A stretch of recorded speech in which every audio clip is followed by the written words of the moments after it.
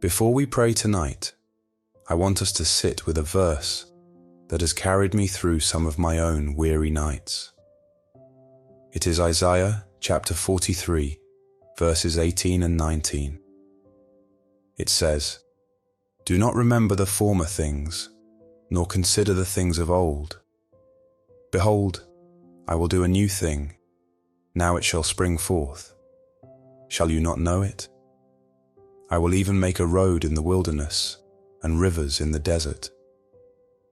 I find in this verse a God who is not looking at your yesterday and deciding your tomorrow from it.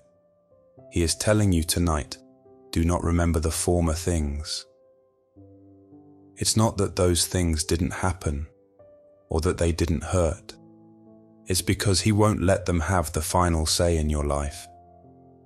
I've had nights like that too, when my mind kept going over everything that went wrong, every regret, every disappointment, and all the ways I wish I had been different.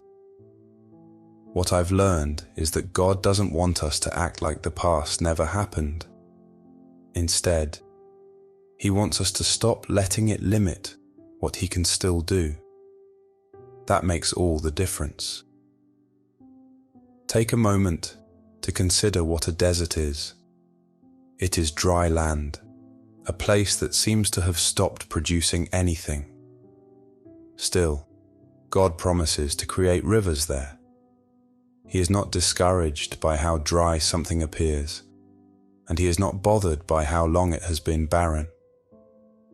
If any part of your life feels like a desert right now, a dream that faded, a relationship that grew distant, or a hope you stopped talking about, I want you to remember that the desert is exactly where God brings new rivers. And here is what I love. He says it shall spring forth.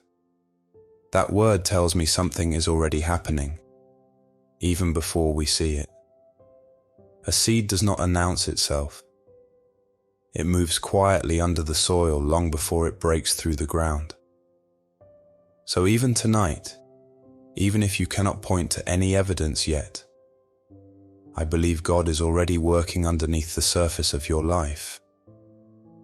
I also want us to consider what it means that God says He will make a road in the wilderness and rivers in the desert. A road tells me direction. It tells me that even in a season where you feel lost, where you don't know what your next step should be, God is not leaving you to wander. He is making a way, even when you cannot yet see it laid out in front of you. And the rivers tell me provision, sustenance, life, in a place that shouldn't naturally have any. So it is not just that God will help you survive the wilderness season, it is that He intends to bring life and direction right there in the middle of it. Sometimes we go to bed thinking that healing is something that will only happen later, once everything changes. But tonight, I want to remind you that restoration does not wait for everything to be perfect. It does not wait for every detail to fall into place. God starts His new work right where you are, even in the middle of the mess, the waiting, and the disappointment. You do not need to have everything figured out before God begins to work.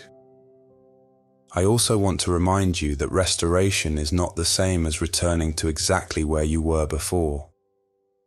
Sometimes we pray for restoration hoping God simply gives us back what we lost, in the same form we lost it. But God's restoration is often better than that. It is not always a return. It is often an upgrade.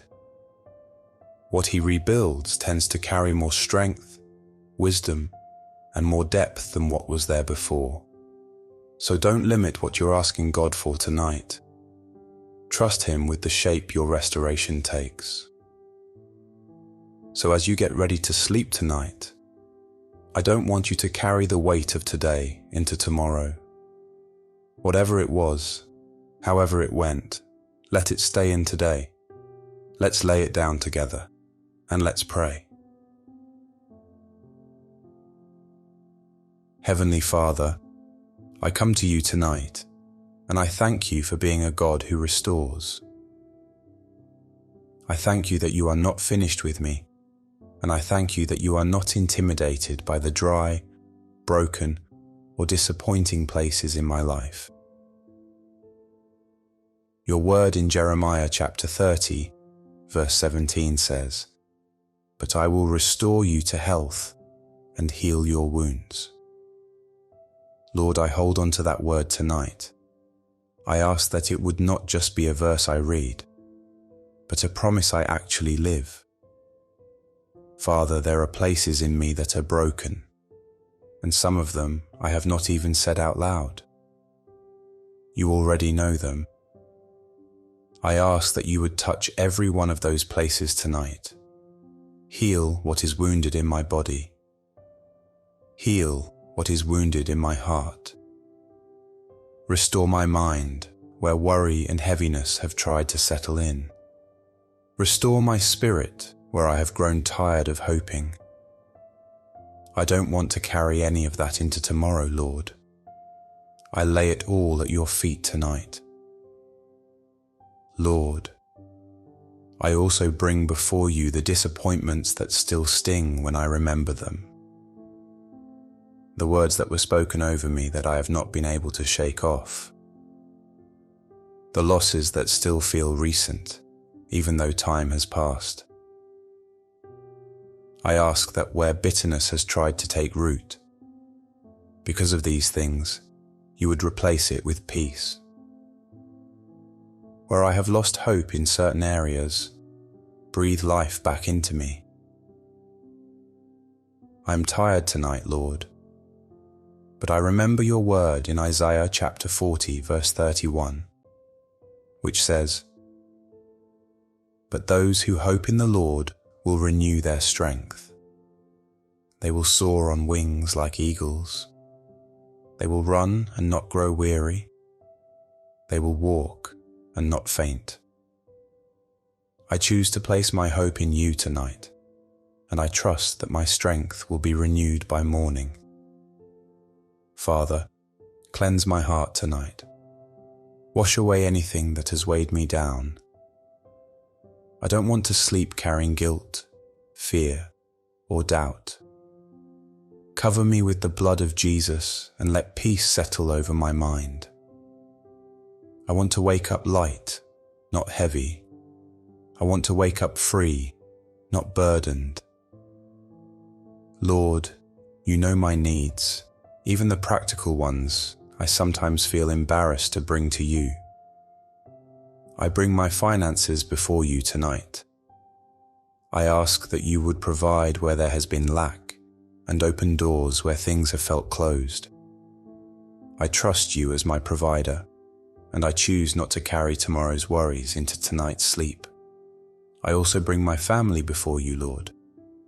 Where there has been distance, draw us close again. Where there has been hurt, bring healing. Where there has been misunderstanding, bring clarity.